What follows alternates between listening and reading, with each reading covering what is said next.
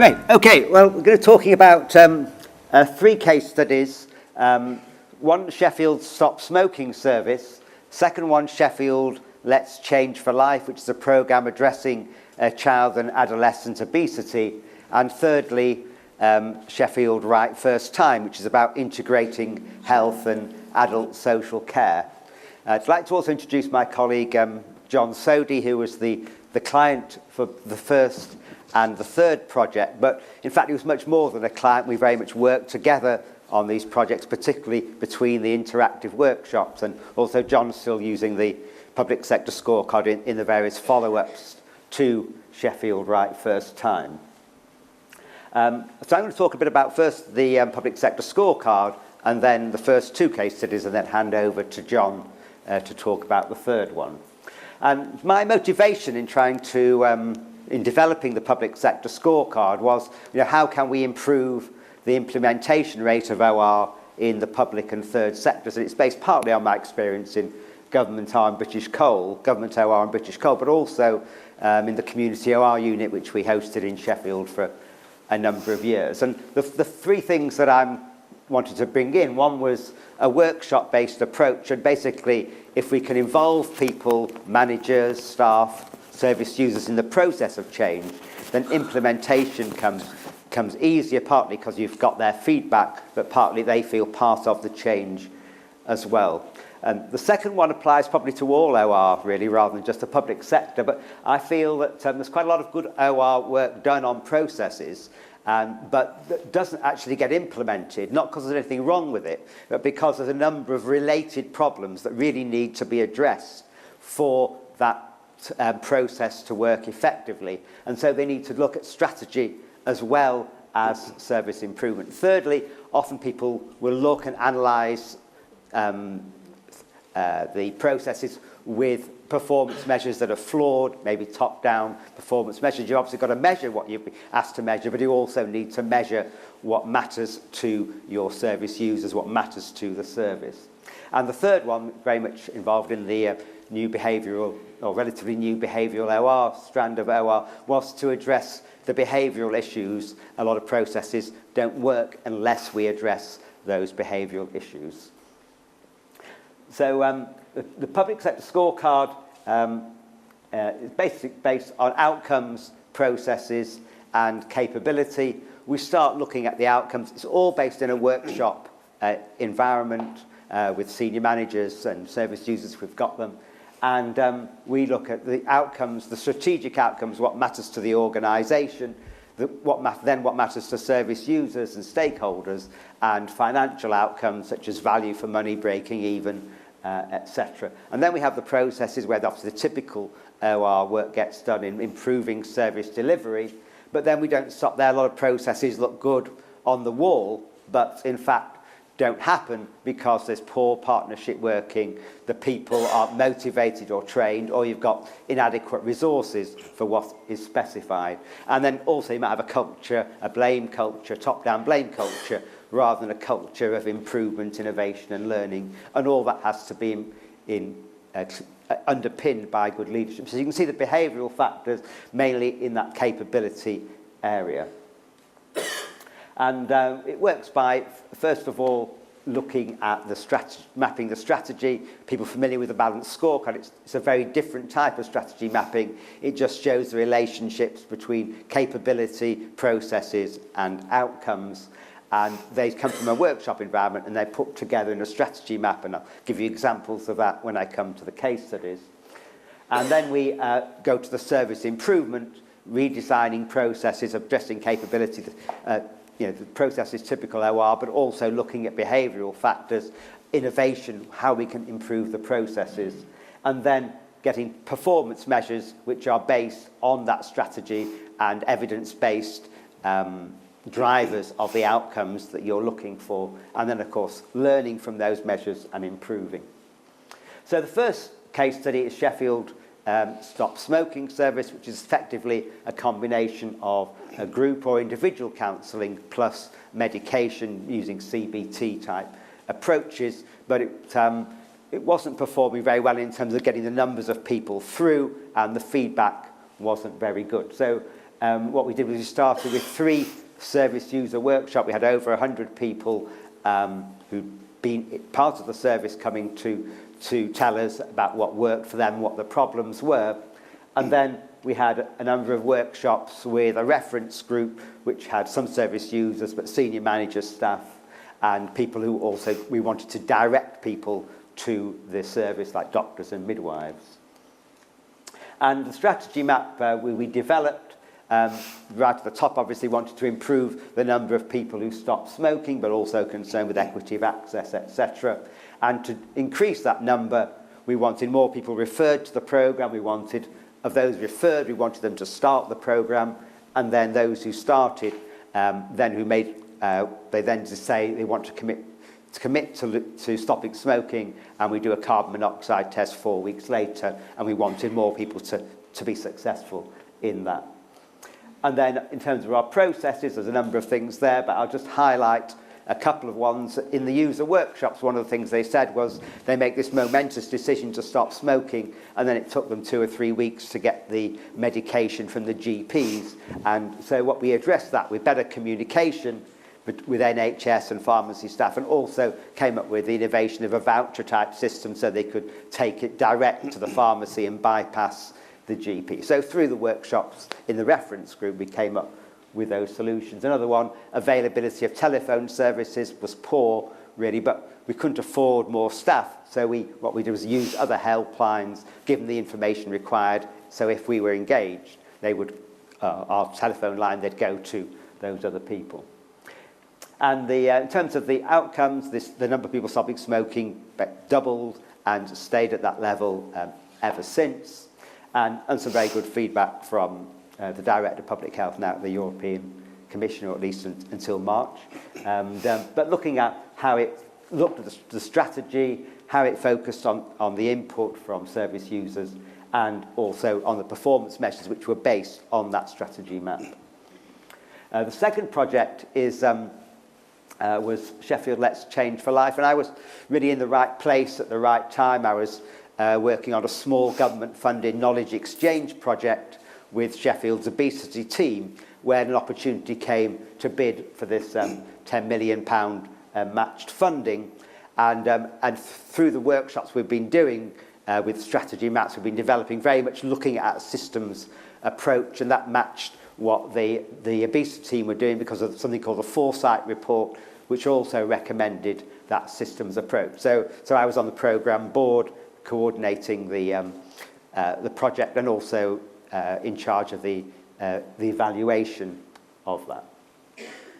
And so there were 8 strands of work that we were looking at within Sheffield Let's Change for Life, things like parents as positive role models, work in schools, healthy open spaces, etc., involving other sectors as well of the organisation.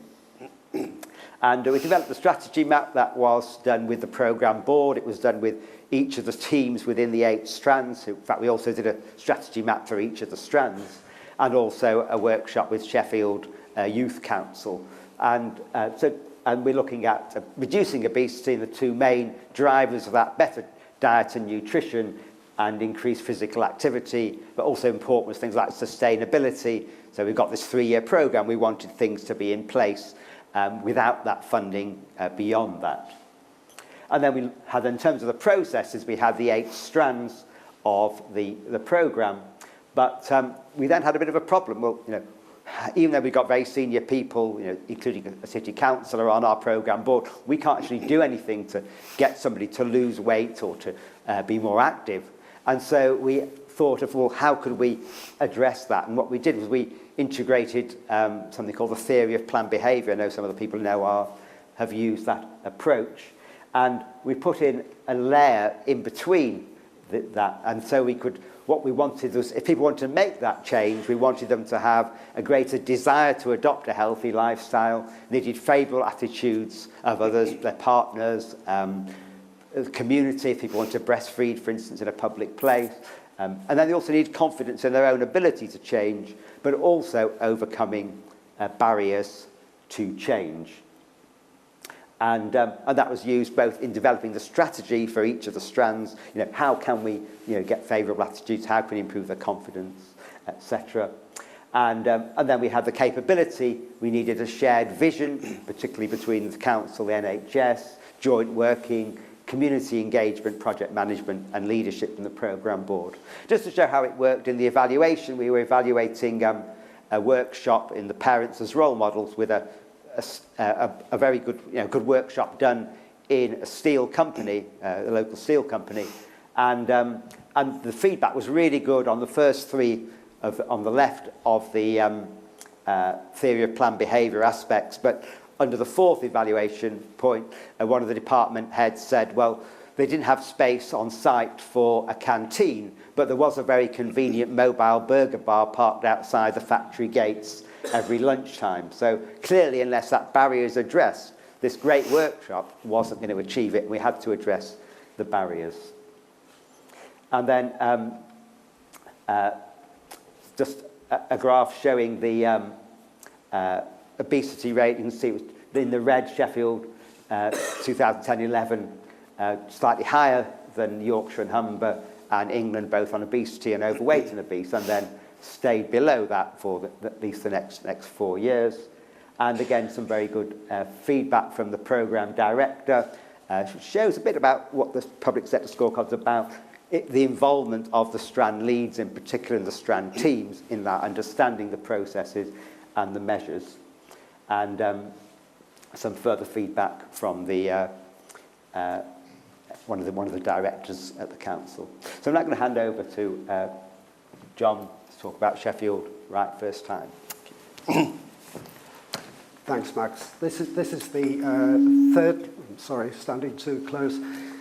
This is the third case study. I'm a population health and healthcare systems specialist in Sheffield and at the University of Sheffield.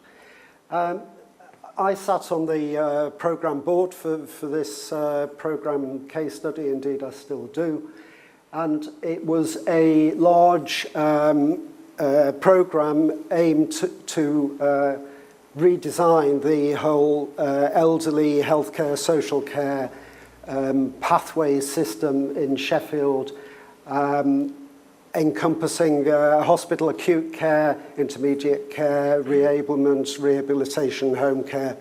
It was quite a large-scale thing, encompassing about £100 million worth of activity per annum. Multi-agency, multi-organisation thing.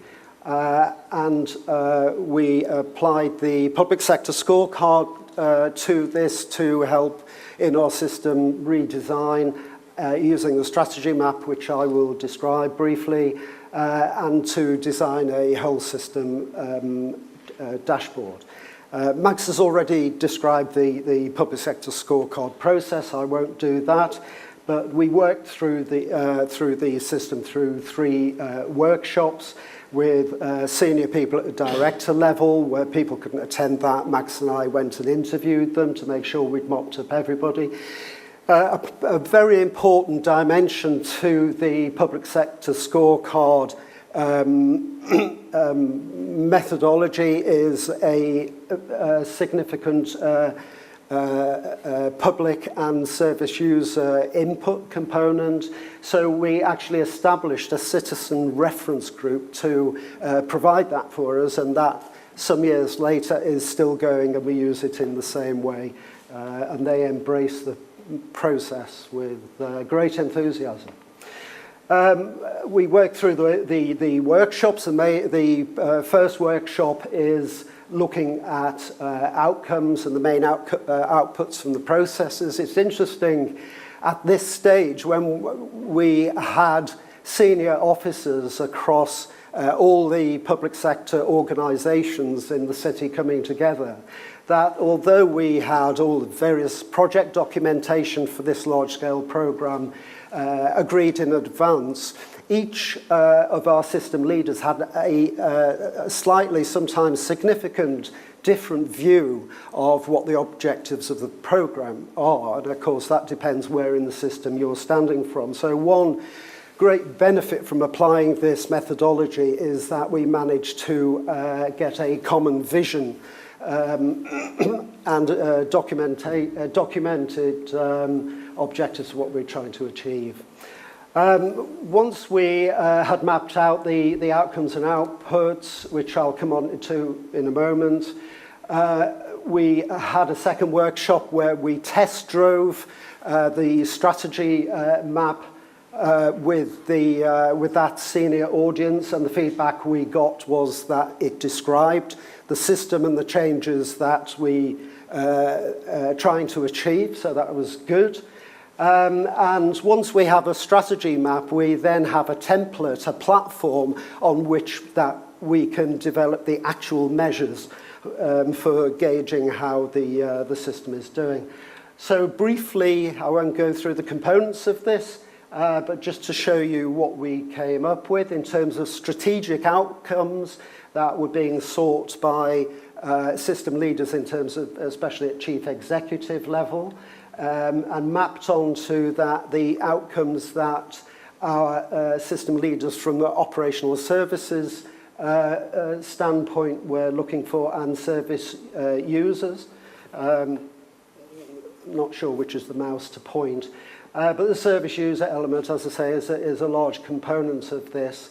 And an important point to make here is that the various components that we identify in the strategy map are causally linked. These are not just good ideas. We've taken off the causal linkage arrows for clarity on the slide, and then mapping to those outcomes the process components that are essential to achieve causally to generate those outcomes, and of course the capability layer, which is the soft systems, more human, more behavioural, cultural elements of the system. So from that we are able to, we have a view of the system causally, and we're able to then use that as a template to map on actual measures that we can design into the system, largely using routine data but establishing new data systems where we need them. So to cut to the quick, this is a summary of the achievements that we had from this. It's a large program, a large number of components. We had a virtual elimination of assessment waits in hospital once people were medically fit for discharge through something called a discharge to assess, so people get assessed outside of the acute environment, which significantly reduced the length of stay in hospital. We introduced a frailty unit for same-day turnaround where that was appropriate, so people didn't go into long-term acute care. That made the patient flow a lot more rational, more efficient and effective. So we had a much more effective acute beds. So we were able to take some beds out, around 60 beds, 2 wards at that stage. So we were getting, the hospital system was getting more people through the acute system with fewer beds. As a part of the process, we increased the reablement, rehabilitation and home care provision, and as a result of all this acute and intermediate and home care redesigned, we had a significant improvement in the people still at home at 3 months, because of course if you get this wrong and you discharge people too early, then they bounce back into hospital. And of course a whole system dashboard. We had inferred in this that we had an improvement in well-being, but we didn't have a direct measure. But subsequent to this, we have now implemented a digital platform to collect outcomes. This is a statistical process flow chart from showing the reduction in length of stay once medically fit for discharge, and at the right-hand end of that diagram is where the winter pressures hit us and the system coped even with fewer beds. Chief executives loved it. They loved the dashboard and the fact that we integrated risk management into that so they could see the balance of risks. At an operational director level, they liked that dashboard, but also they felt assured that they had the public and service user input into it. as Max has already mentioned, we have sustainability in the outcomes from each of those case studies. We have the behavioural approach integrated in what we do now, and that's still alive in Sheffield. The Public Sector Scorecard in a big change process like this allowed us to integrate, to cope with complexity, and allows us to take a systems thinking approach to whole system redesign. The strategy maps are hugely important to support that. And of course, it gives us a balanced portfolio of metrics within a dashboard. Thank you very much. Thank you very much.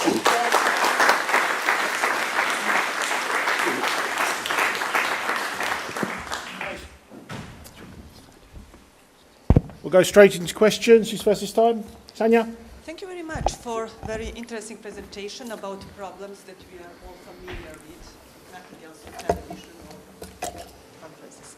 But could you please give us more numbers to support your claim about the achievements? For example, you said that the number of people who stopped smoking doubled. From what about it means in terms of number of people? Yes, from about 1,500 a year to 3,000, and we've sustained the 3,000 even through the budget cuts. We of recent years, we have a more efficient and a more effective service, so we've been able to maintain that throughput. And for the second problem? For the obesity, well, there's been, I think I showed the change for reception age children. It's a bit hard to look at the outcomes, because you really are comparing anything that could have happened to those children from age 0 when you're comparing one cohort with the next cohort. But yeah, it does look positive on those statistics.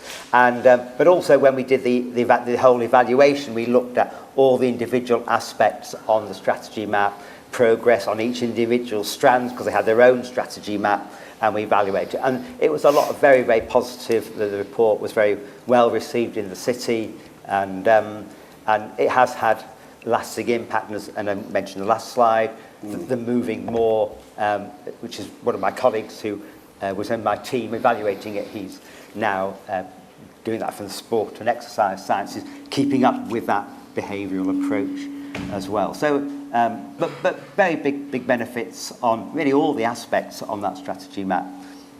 Obviously, it's a bit hard to do 3 case studies with all that detail in one session, so we haven't included all that. But it was all very positive, and and certainly the senior leaders also found it very helpful.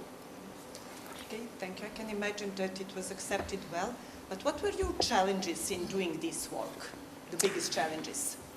One of them in the Right First Time initially was that because of all the government cutbacks, at least one person got made redundant in between workshops. But the challenges really are trying to get people together, and I'm never quite sure whether it's Sheffield is better than some other places, but people do work together, and if you can inspire them about, it's not about your department, it's not about you're in adult social care. This is about reducing obesity. This is about trying to help people with their health outcomes. And if you can get people together with that spirit, I call it, it's a culture of continuous improvement, innovation and learn. Get that culture, that's what we're trying to do, how are we going to do it?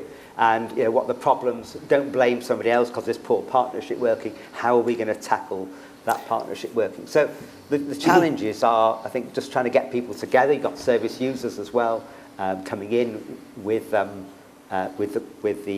managers as well. Sometimes we did have one actual session without the service users and found actually that it didn't matter too much. So there was a number of challenges, but but I think we overcame them quite well, really.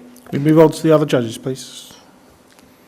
Yes, thank you very much for a very interesting project. And these projects are based very much on lots of workshops with lots of stakeholders. And I was just wondering if you could say a bit more about your approach to those workshops. Yes. what works well, what doesn't work so well? Yeah. What are your secrets of success on that? Yeah, I mean, I say some of it came from my background in community art. We used things like the strategic choice approach quite a bit, but mainly actually with the service users. And I sort of had a few of the different approaches in the back of my mind to do. But funnily enough, the best way I found actually was to try and get the outcomes, was to get people to identify the main outcomes and outputs that we're looking for. So to talk a little bit first about what we mean by outputs and outcomes, the differences, and do that. But then actually asking that direct question. I mean, I thought, well, if it didn't work, I'll try some of the other approaches. But I found that the best approach. And we're thinking about, well, how are we going to achieve that? Answering those direct questions, I found the best way. I mean, I've obviously had other things in reserve if that didn't really work, but from some of the methods that we use in community OR, applying to the public sector. Could I add to that? Because in the third case study, because that's still a live thing, it's at that stage, it was £100 million worth of activity. It's now expanded to incorporate £300 million worth of activity. And one of the difficult elements of that in terms of refreshing something that has a longitudinal life is getting senior people back into the room. It's a very resource-hungry thing. But actually, I was able to do most of that as a desktop exercise because we'd done the thing in the full mantra first time round. By the time we came to the third iteration, it was largely a desktop with two key system leaders in the room with me. It's a lot easier. Thank you. Alan, quick question. Very quick question, hopefully a fairly quick answer too, but can you give me an example of something counterintuitive that came up? You've got lots of work in hand, something that either you were expecting to come through that didn't, or something that cropped up that wasn't in the plan and emerged as a consequence of the work? I think, well, something I've already mentioned, quite a surprise for me at the start of the third case study work was the radically different objectives that the very senior system leaders in the room had. So we had to use this process as a way of reconciling those differences in coming to a common vision of why we were here. That was not expected as part of this process. Yes. Yeah, and I think I did actually expect to have to use a lot more soft OR approaches and things like that, and I was quite surprised actually that just the direct approach seemed the best way, and also gets people more on side. They don't feel they're having something done to them they don't understand. And I found, compared with some of the problem structuring methods, in practice I found that helpful, and I was a bit surprised. I thought I'd have to think of some other ways of dealing with those problems. Yeah. I mean, there's lots of operational examples, such as access to prescriptions in the stop smoking service. We hadn't recognised that was a rate-limiting step. That was revealed through the workshops. Lots of examples. Going to close it down there, so we give everyone an equal chance to this. So can I ask people to thank Max and John again, please? Thank you.